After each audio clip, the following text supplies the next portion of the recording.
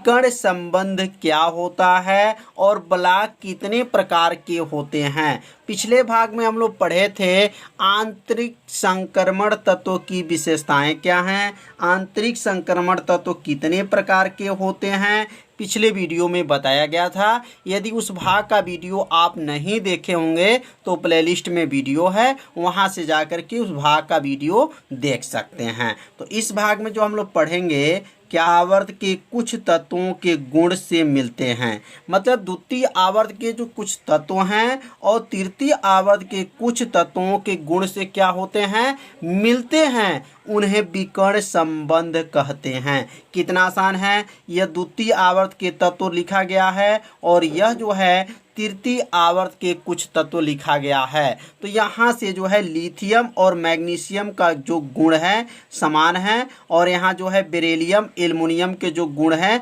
समान हैं। तो यहाँ बोरान जो है बी जो है और ये सिलिकॉन जो है दोनों का गुण क्या है, समान है। तो यहाँ पर ये तिरछा जो बना हुआ है विकर्ण बना, जैसे आयत में विकर्ण होता है तो विकर्ण कैसे होता है देखे होंगे आयत में, उसी प्रकार यहाँ पर भी विकर्ण की संरचना बना हुआ है। मतलब इसका गुण है और इसका इससे गुण है और इससे और इसका जो है गुण समान है, इसलिए इसे विकर्ण संबंध कहा गया है। तो यहाँ लिखेंगे यहाँ LiMg, मतलब Li का जो गुण है वह लिथियम और मैग्नीशियम का जो गुण समान है, बेरिलियम एल्युमिनियम का जो गुण क्या है, समान है। और यहाँ बी का मतलब बोरान, Si का मतलब सिलिकॉन, ये दोनों का जो गुण क्या है, समान है। इसे विकर्ण संबंध प्रदर्शित करते हैं। मतलब यहाँ पे ये दो जो बनाया गया है यह क्या संबंध स्थापित किए हैं, तो विकर्ण संबंध स्थापित किए हैं। तो द्वितीय आवर्त का कुछ तत्व, मतलब यहाँ पे कुछ तत्व, ये देखिए अब यहाँ पे सी है तो यहाँ आगे नहीं लिखा गया और यहाँ Na है तो यहाँ पे जो है Na का गुण भी नहीं मिला है।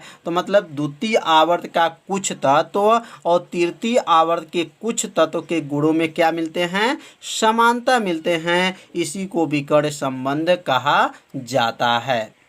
अब हम लोग पढ़ेंगे कि इलेक्ट्रॉनिक विन्यास के आधार पे ब्लॉक के प्रकार। इलेक्ट्रॉनिक विन्यास के आधार पे ब्लॉक कितने प्रकार के होते हैं, तो इलेक्ट्रॉनिक विन्यास के आधार पे समस्त आवर्त सारणी के 4 ब्लॉक में बांटा गया है। मतलब इलेक्ट्रॉनिक विन्यास के आधार पे जो है ब्लॉक जो होते हैं वह 4 प्रकार के होते हैं। पहला का नाम है S ब्लॉक, दूसरा का नाम है P ब्लॉक और तीसरा का नाम है D ब्लॉक और चौथा का नाम है F ब्लॉक। मतलब इलेक्ट्रॉनिक विन्यास बताया जा चुका है जिसमें S P D F होता है और S पे 2 इलेक्ट्रॉन होते हैं, P पे 6, D पे 10 और F पे 14 इलेक्ट्रॉन उपस्थित होते हैं। तो अब S ब्लॉक क्या है, तो इसमें लिखेंगे S ब्लॉक, इस ब्लॉक के अंतर्गत वे तत्व आते हैं जिनका अंतिम इलेक्ट्रॉन S उपकोष में क्या होता है, प्रवेश करता है, S ब्लॉक कहलाते हैं। इसी प्रकार D ब्लॉक भी लिख सकते हैं, S P D F है, यहाँ उत्तर बना सकते हैं। बस यहाँ S उपकोष के जगह पे P उपकोष में प्रवेश करता है, P ब्लॉक कहलाते हैं। D उपकोष में प्रवेश करता है, D उपकोष कहलाते हैं। F उपकोष में प्रवेश करता है तो S उपकोष कहलाते हैं। मतलब बहुत आसान है। S ब्लॉक की परिभाषा, P ब्लॉक की परिभाषा, D ब्लॉक की परिभाषा और F ब्लॉक की परिभाषा बना सकते हैं। तो अब यहाँ लिखेंगे S ब्लॉक के तत्वों को आवर्त तथा वर्ग निकालने का नियम।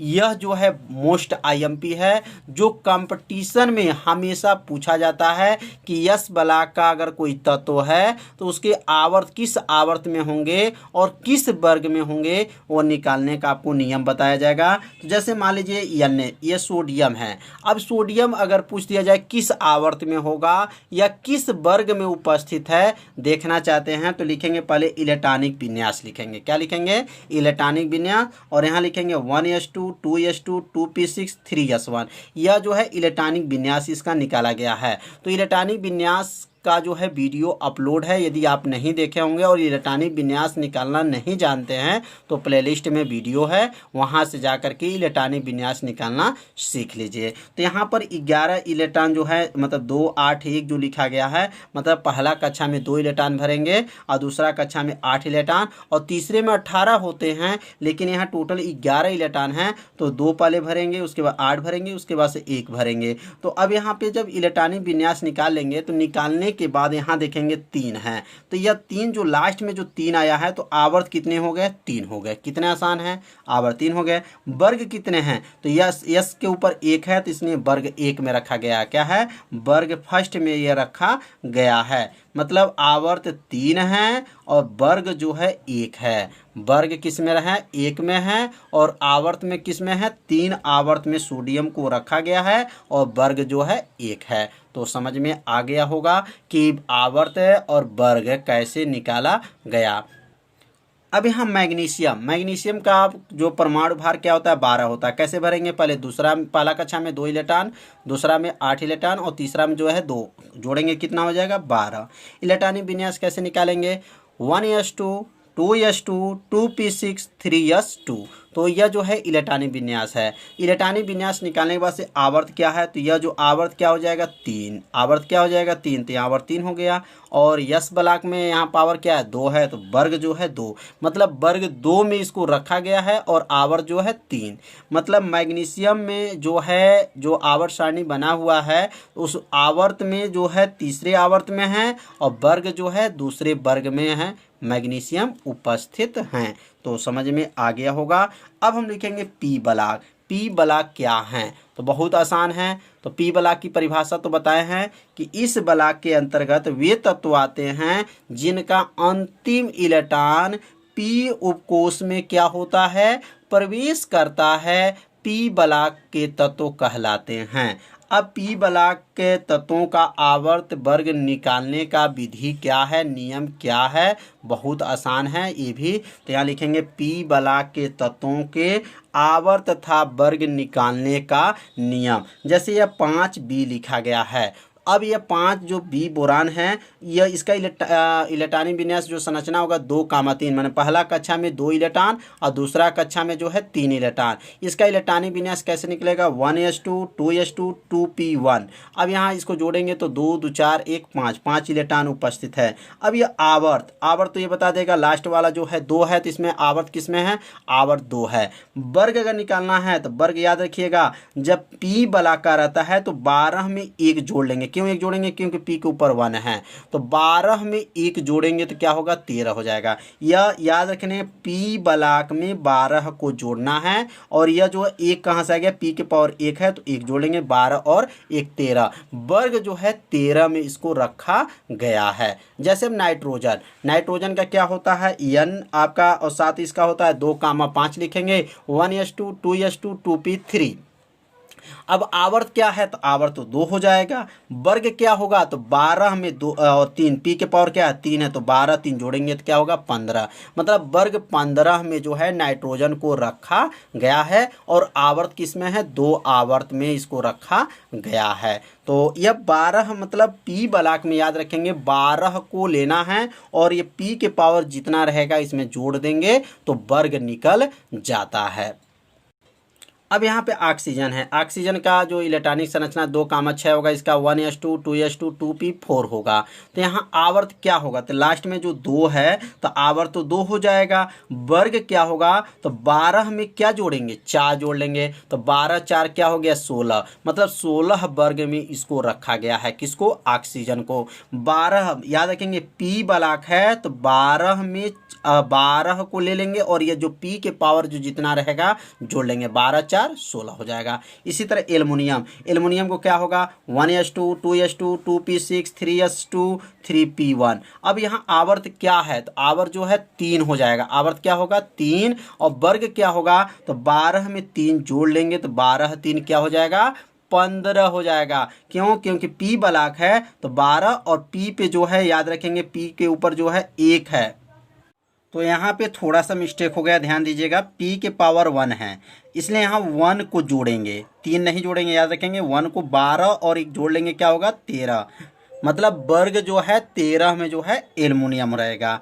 तो समझ में आ गया, आवर्त जो है 3 है और वर्ग जो होगा 13 होगा। अब यहाँ समझेंगे डी ब्लॉक। डी ब्लॉक के तत्व कैसे जानेंगे कि किस वर्ग में रहेगा और किस आवर्त में रहेगा। तो पहले डी ब्लॉक का परिभाषा क्या है, इस ब्लॉक के अंतर्गत वे तत्व आते हैं जिनके अंतिम कोष का इलेक्ट्रॉन डी उपकोष में प्रवेश करता है। मतलब इस ब्लॉक के जो अंतर्गत वे तत्व आते हैं जिनका जो अंतिम जो कोष होता है वह किस में होता है, डी उपकोष में प्रवेश करता है, डी ब्लॉक कहलाता है। अब डी ब्लॉक के तत्वों का आवर्त तथा वर्ग निकालने का नियम क्या है। तो यहाँ पर जैसे डी ब्लॉक के तत्व को जब यहाँ इलेक्ट्रॉनिक विन्यास निकालेंगे तो उसका आवर्त और क्या है, वर्ग पता चल जाएगा। तो यहाँ पर 21 का जो है इलेक्ट्रॉनिक विन्यास क्या होगा, 2,8,8 + 1,2 हो जाएगा। इसका इलेक्ट्रॉनिक विन्यास कैसे निकालेंगे, 1s2 2s2 2p6 3s2 3p6 3d1 4s2। यह जो है इलेक्ट्रॉनिक विन्यास निकाला गया है किस परमाणु क्रमांक का, 21 का परमाणु क्रमांक का निकाला गया है। तो यह जो लास्ट में जो 4 आया है तो आवर्त क्या हो जाएगा, 4। आवर्त क्या है, 4 होगा। और वर्ग तो याद रखेंगे डी जो है, डी ब्लॉक में जब भी वर्ग निकालेंगे तो 2 और 1 को जोड़ेंगे। 2 मतलब 2 हमेशा रहेगा, 2 रहेगा। और यस के पावर जो है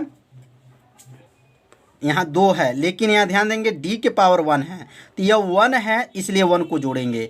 2 और ये क्या होगा, 3 हो जाएगा। तो डी ब्लॉक में हमेशा यहाँ 2 रहेगा। और ये कैसे पता चलेगा, डी के पावर जितना रहेगा, डी के पावर 1 है तो 1 जोड़ेंगे, डी के पावर 2 है तो 2 जोड़ेंगे, डी के पावर 10 है तो 10 जोड़ेंगे। तो ऐसे जो है 2 1 मिलकर के क्या हुआ, 3। तो मतलब वर्ग 3 में जो है 21 जो है परमाणु क्रमांक वाले तत्व उपस्थित हैं। तो समझ में आ गया होगा। अब जैसे यहाँ पे एक और तत्व को समझेंगे, जिंक। तो जिंक का परमाणु क्रमांक क्या है, 30 है। कैसे इलेक्ट्रॉन विन्यास निकलेगा, 2 8 18 2। मतलब पहला कक्षा में 2 इलेक्ट्रॉन, दूसरा में 18, तीसरा में पहला में 2, दूसरा में 8 और तीसरा में 18 और चौथा में जो है 2 इलेक्ट्रॉन यहाँ पे रहेगा। टोटल जोड़ेंगे तो 30 इलेक्ट्रॉन हो जाएगा। अब इसका इलेक्ट्रॉनिक विन्यास क्या होगा, 1s2 2s2 2p6 3s2 3p6 3d10 4s2। अब यहाँ पे जो देखेंगे इसका आवर्त क्या होगा, तो यहाँ लास्ट में देखेंगे ये 4 है तो 4 जो है इसका क्या हो जाएगा, आवर्त हो जाएगा।